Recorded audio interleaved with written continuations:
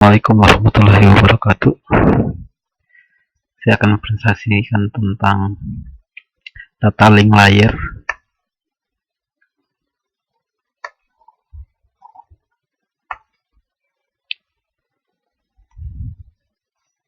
Data link layer ini terdiri terdapat pada layer 2 pada model OSI.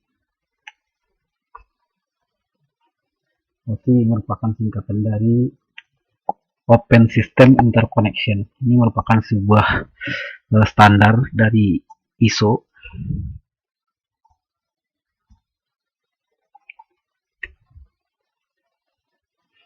Fungsi data link layer adalah yang pertama, memungkinkan lapisan atau layer atas untuk mengakses media. Yang kedua, menerima data, biasanya paket layer 3 yaitu IP/4 atau IP/6 dan merangkumnya ke dalam frame layer 2. Yang ketiga adalah untuk mengontrol bagaimana data ditempatkan dan diterima di media.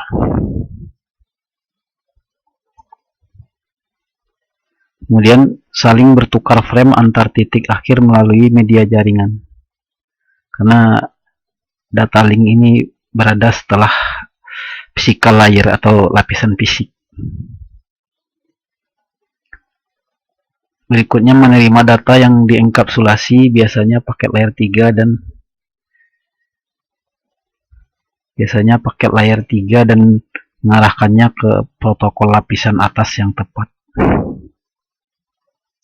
Jadi data yang dikirim pada jaringan ini dilakukan proses enkapsulasi atau pengkapsulan, karena masing-masing protokol mempunyai port yang berbeda-beda. Di pada enkapsulasi ini bisa kita lihat port berapa yang digunakan atau definisikan, sehingga kita tahu ini requestnya apa gitu. Misalnya untuk FTP port 22. Di pada saat enkapsulasi itu akan terbaca. Kemudian melakukan deteksi kesalahan atau error dan menolak bingkai yang rusak atau korup. Jika ada terjadi error pada pengiriman dan ada frame yang rusak,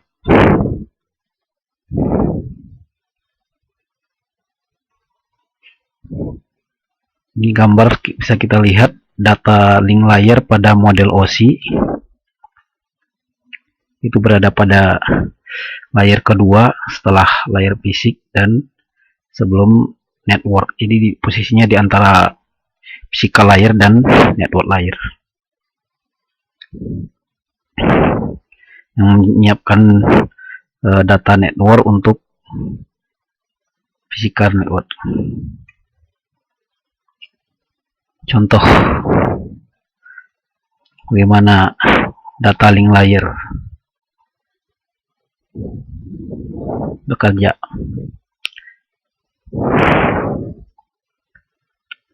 Layer 2 ini adalah data link layer, kemudian layer 3 ini adalah network layer. Dimana pada data link layer ini ada destination network interface card dan source network interface card. Jadi mempunyai masing-masingnya pada layer 3 itu berupa IP address pengirim dan penerima. Contohnya di sini ada sebuah web server dengan IP 192.168.1.5 sebagai destination.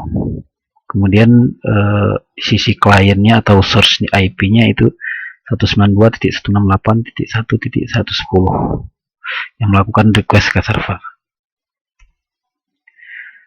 Data link sublayer LAN dan MAN IEEE 802 terdiri dari dua sublayer, yaitu logical link control atau LLC, yang kedua media access control.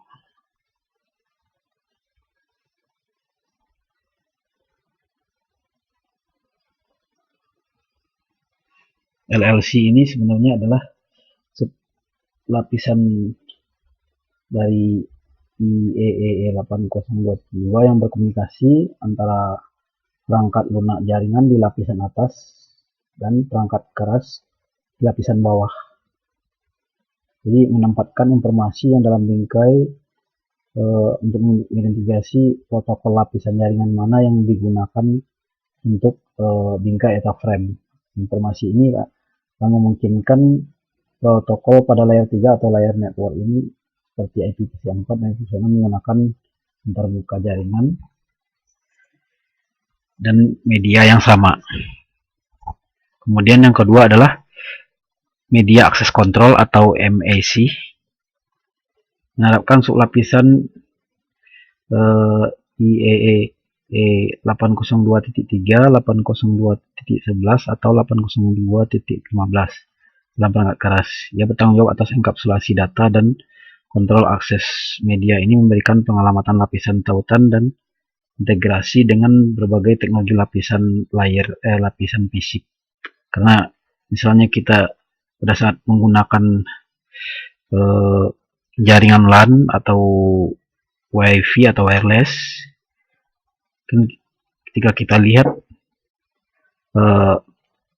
detail IP biasanya akan tercantum MAC address. Jadi ini sebenarnya masih berkaitan dengan lapisan fisik juga. Jadi pada sebuah network interface card itu ada MAC addressnya, baik itu wireless maupun yang berbasis Ethernet card. Dari gambar bisa kita lihat bahwa sublayer logical link control dan media access control dari data link layer merupakan bagian dari layer 2.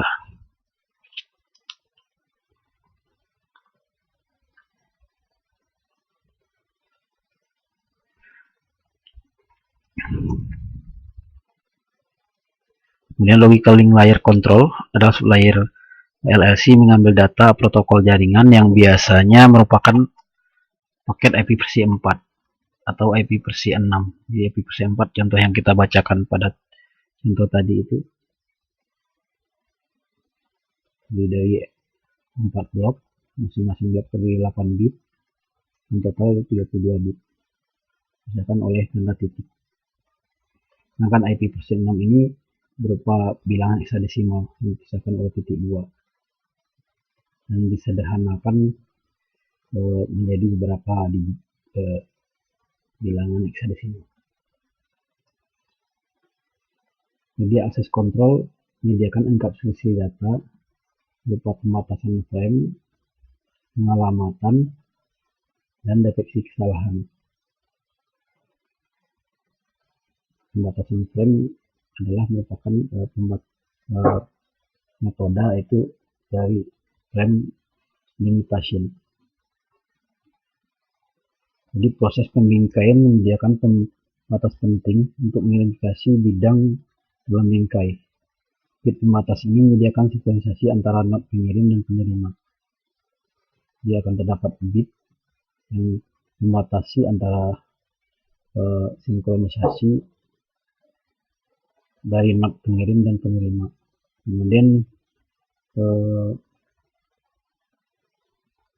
untuk pengalamatan dan berikutnya adalah deteksi kesalahan. Ini termasuk trailer yang digunakan untuk deteksi kesalahan transmisi.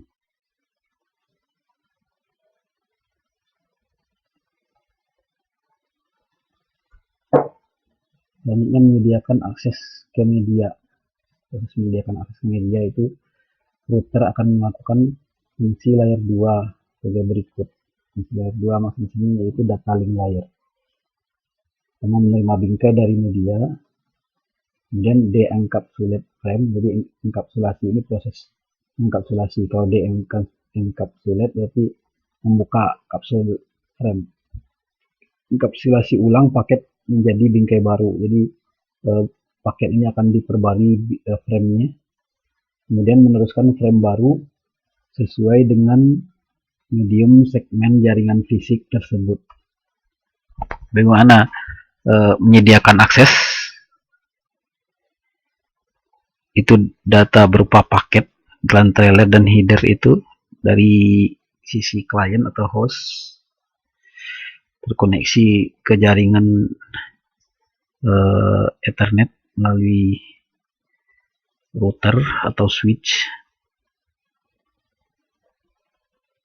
Kemudian antara switch dan router tersambung menggunakan serial connection. Jika dikirim ke melalui switch atau hub ini, kemudian data akan diteruskan ke node berikutnya atau router. Standar data link layer. Protokol data link layer umumnya tidak dipermisikan oleh request for comment atau RFC seperti pada lapis dan TCP/IP. Standar protokol ditetapkan oleh beberapa organisasi seperti IEEE atau Institute of Electrical and Electronic Engineer, kemudian ITU atau International Telecommunication Union, ini badan telekomunikasi dunia di PBB, di bawah PBB, yang berkantor di Swiss, berkantor pusat di Swiss. International Organization for Standardization ISO, atau disebut juga dengan ISO. Jadi model OC itu merupakan standar dari ISO. Dan ada lagi American National Standard Institute atau ANSI. Ini logo dari organisasi tersebut. Topologi. Dua jenis topologi yang menggambarkan LAN dan WAN itu berupa topologi fisik dan topologi logik.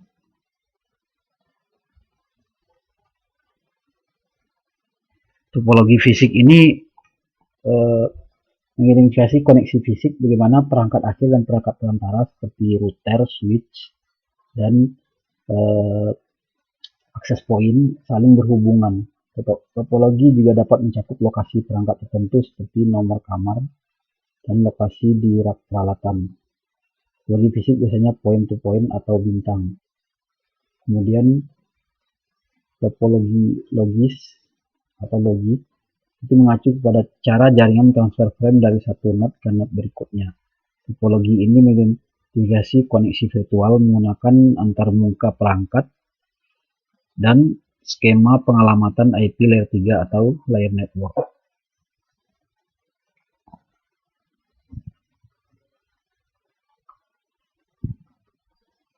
Jadi pada gambar berikut ini bisa kita lihat contoh topologi fisik, di mana di sini pada paling kanan ada web server, kita lihat ada rak satu, ini posisi fisiknya, fisik dari perangkatnya, makanya disebut dengan topologi fisik. Ada lagi yang kedua, pas kedua itu ada email server pada rak kedua, kemudian call server pada rak kedua juga, tersambung ke sebuah switch.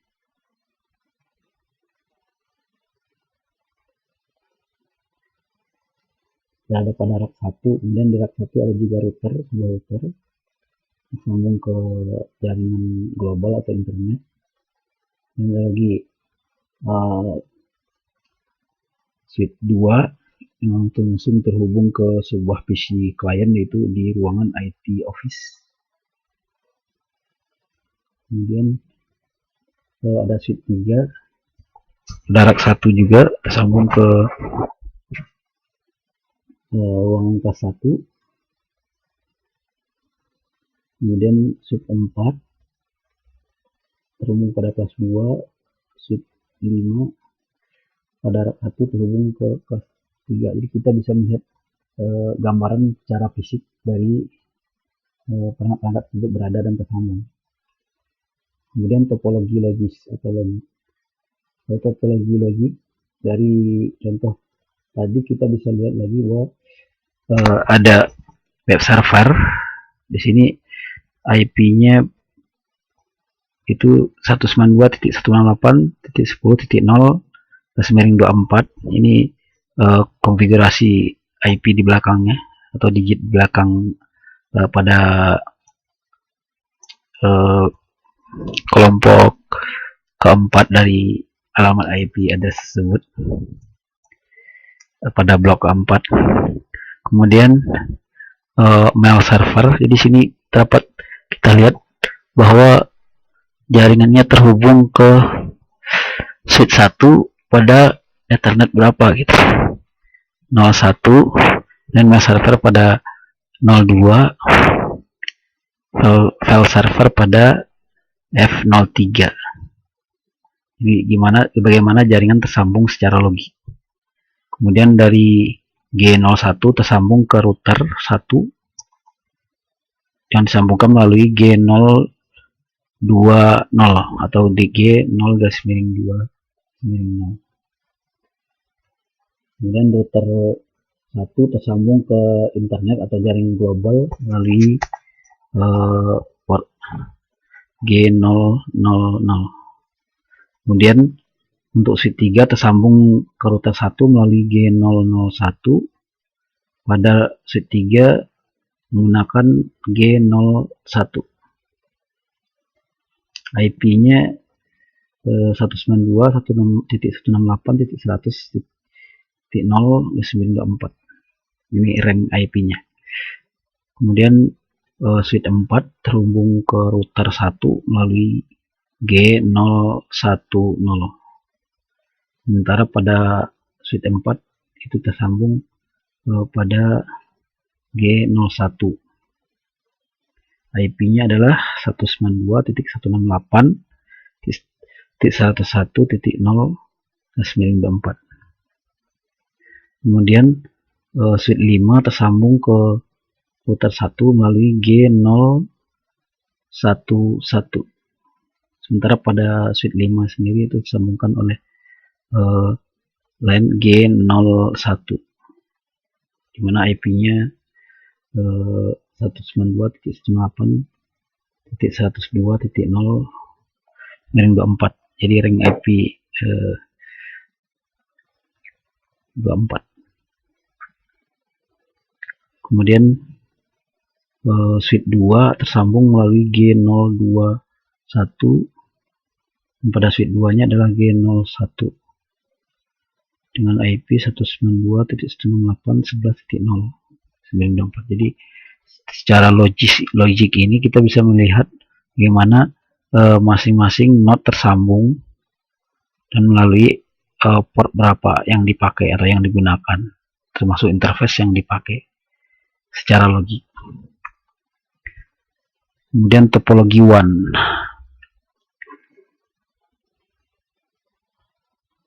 Topologi WAN ini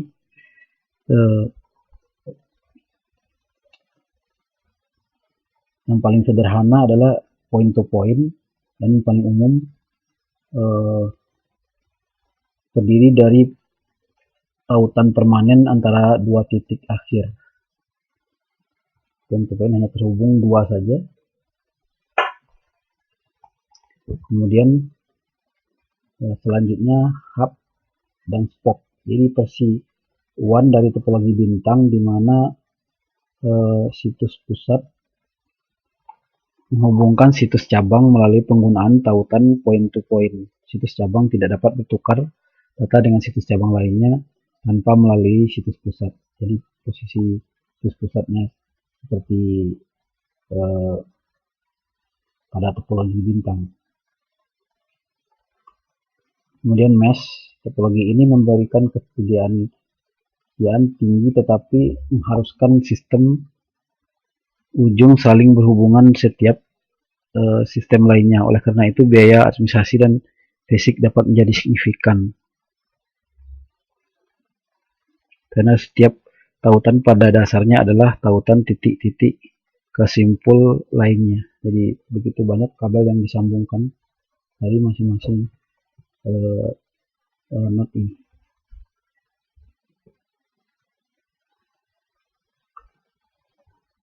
Selanjutnya topologi point-to-point one. Topologi point-to-point fisik menghubungkan dua node secara langsung. Ini contoh seperti gambar itu point-to-point dari node 1 ke node 2 langsung terhubung. Node sumber dan tujuan dapat secara tidak langsung terhubung satu sama lain melalui beberapa jarak geografis. Jadi punya jarak yang cukup jauh menggunakan beberapa perangkat perantara. Perangkat perantara di sini bisa saja menggunakan microwave atau jaringan fiber optik.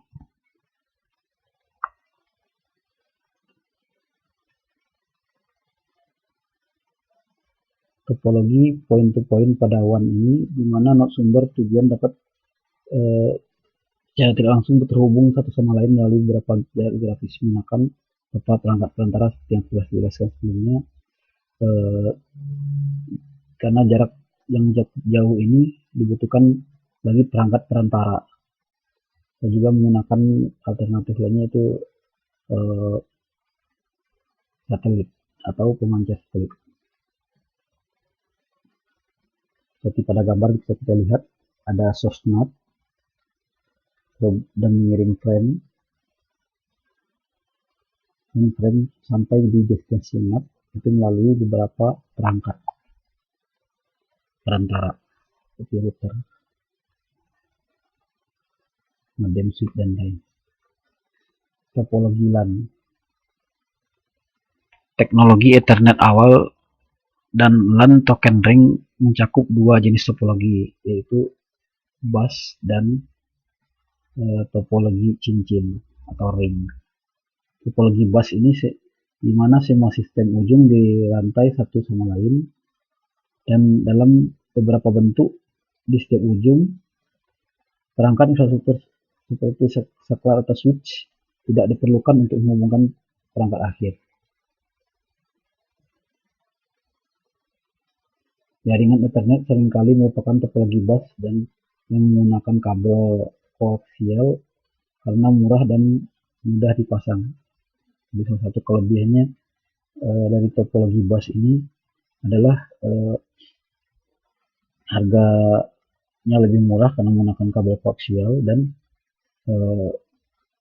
mudah juga untuk melakukan pemasangannya karena menggunakan biasanya konektor BNC. Kemudian untuk topologi cincin, sistem akhirnya terhubung ke tetangga masing-masing membentuk cincin. Ya, seolah-olah melingkar. Cincin tidak perlu diakhiri, tidak seperti pada topologi bus antar muka data transmisi fiber legasi atau FDDI, dan jaringan token ring menggunakan topologi cincin. Berikutnya topologi fisik. Topologi fisik secara umum itu ada 4, yaitu bintang atau star, kemudian extended star list. Ini merupakan gabungan dari beberapa topologi bintang disambungkan lagi pada titik tengahnya. Kemudian berikutnya itu topologi bus seperti yang tadi sudah dijelaskan, dan topologi ring yang melingkar seperti cincin. Komunikasi half dan full duplex. Ada dua mode umum dari duplex. Yang pertama adalah komunikasi half duplex. Yang kedua komunikasi full duplex. Komunikasi half duplex ini di mana kedua perangkat dapat mengirim dan menerima data pada media tapi tidak dapat melakukan secara bersamaan. Jadi dia harus bergantian. Itu pada sistem half duplex. Kemudian kalau full duplex ini perangkat dapat melakukan pengiriman data dan menerima data secara bersama-sama pada media yang bersama. Seperti pada gambar bisa kita lihat full duplex di mana server menerima dari request melalui hub, kemudian server setelah menerima baru server akan membalasnya uh, dan mengirim respon ke melalui hub.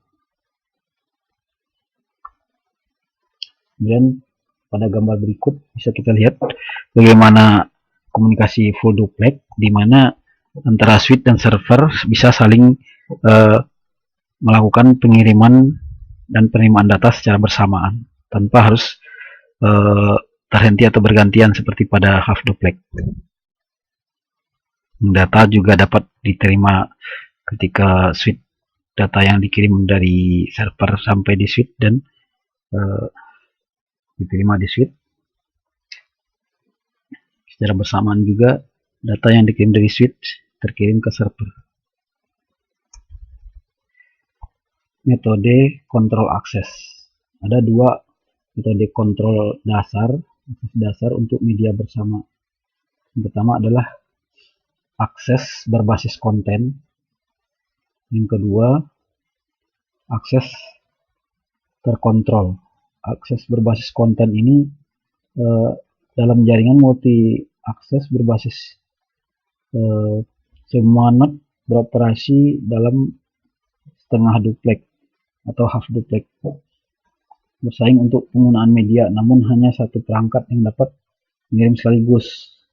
Oleh karena itu ada semacam proses jika lebih dari satu perangkat yang transmisikan secara bersamaan. Contoh metode akses ini seperti CSMA atau Carrier Send Multiple Access dengan Collision Detection. Itu digunakan pada topologi bus Ethernet LAN. Kemudian ada lagi CSMA Carrier Send Multiple Access dengan Collision Avoidance yang menggunakan teknologi wireless atau WLAN.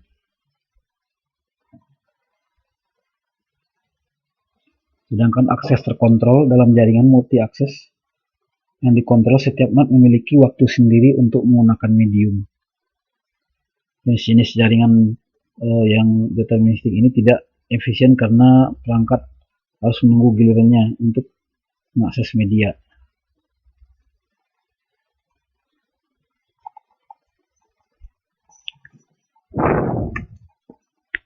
Ini contoh pada gambar mana frame-frame yang terdapat pada masing-masing host klien terhubung melalui hub. Contoh dari akses terkontrol ini adalah token ring dan ArcNet. Contoh token ring network seperti cincin melingkar. Nah, di sini terdapat 4 host. Akses berbasis konten CSMA, di mana PC1 mengirim frame,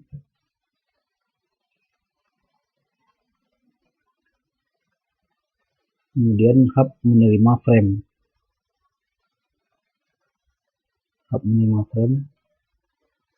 Dan frame ini akan dikirimkan lagi ke PC yang dituju atau destination.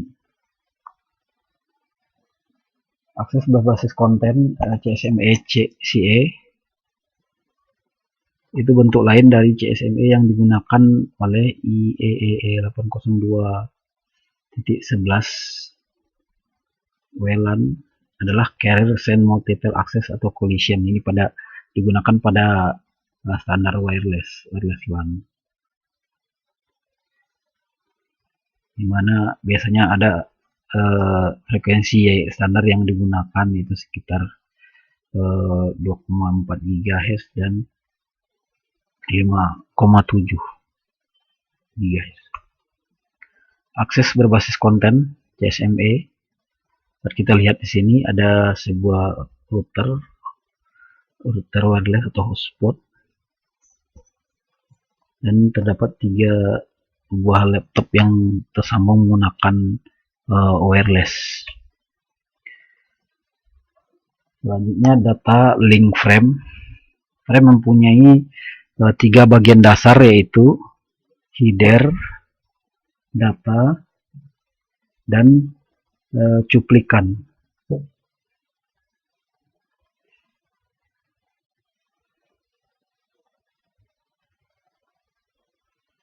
Tidak seperti pada protokol enkapsulasi lainnya, lapisan data link menambahkan informasi dalam bentuk trailer di akhir frame.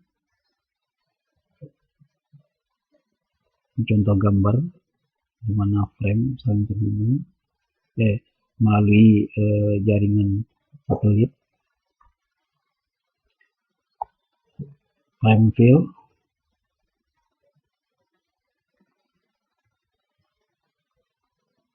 nah bisa kita lihat ada frame start, kemudian pengalamatan atau addressing, tipe, control, kemudian data itu sendiri, error detection, dan frame stop. Kemudian ada paket trailer dari sebelumnya kita lihat pada data link terdapat 3 frame dasar, yaitu header, data cuplikan atau disebut juga dengan trailer, paket data, dan header. Frame start dan stop ini merupakan indikator atau flag yang digunakan untuk mengidentifikasi bagaimana sebuah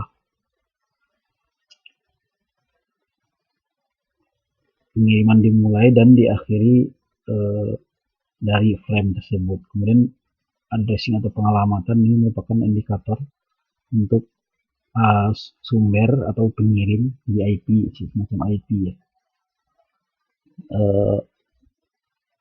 Dan tujuan pada media, makanya setiap kita menggunakan switch juga mempunyai IP, switch atau hub juga punya IP sendiri. Jadi untuk posisi ini pengalamatan bisa diketahui ini dari mana, host mana atau switch mana yang mengirim atau hub mana. Dan tipe ini untuk integrasi pada layer 3 atau network protokol di dalam data field.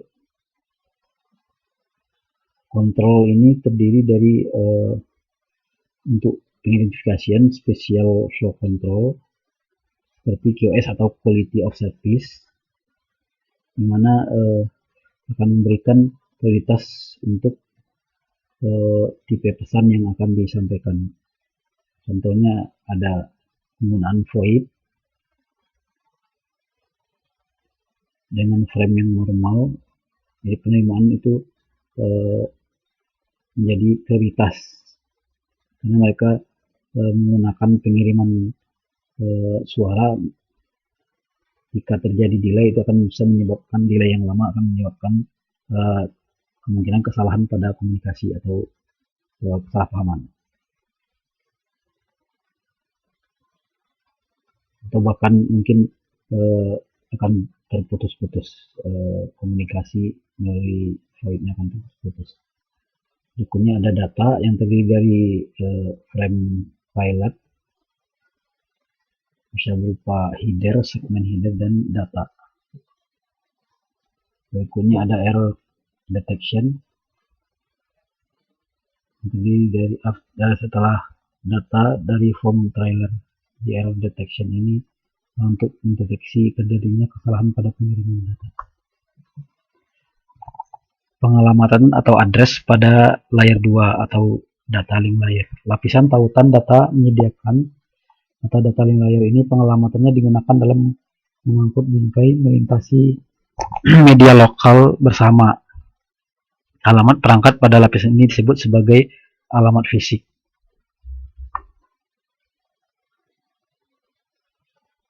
Pertama adalah host key router. Ini sebagai sumber, PC sumber dengan PC 1, yaitu IP-nya 192.168.1.110. Pada layer 2 itu ada destination NIC atau network interface card pada headernya. Kemudian Pada layer 3 itu IP paket dari source dan destination, dimana dari layer 2 melewati layer 3 terus kembali ke diterima dari layer 2 lagi, lanjut ke layer 3 dan seterusnya sampai ke server.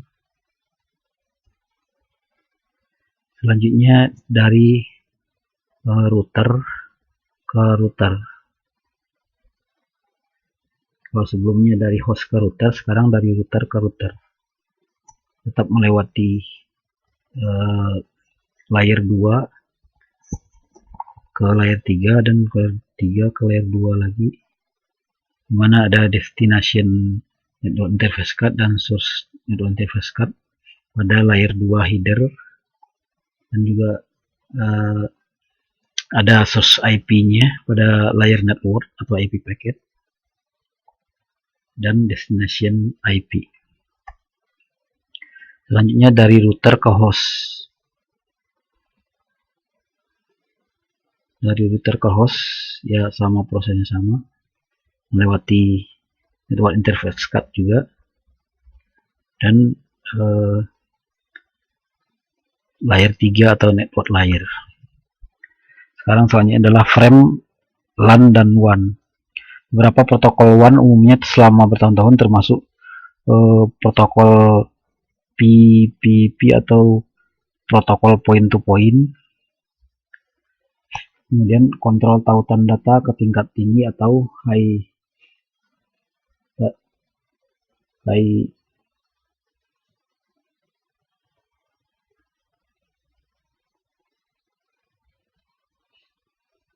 data link control atau HDLC, kemudian frame relay, mode transfer asinkron atau ATM, asinkron transfer mode,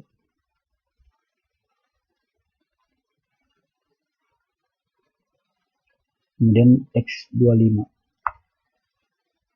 Protokol data link layer itu dari Ethernet untuk media kabel seperti menggunakan kabel UTP atau STP.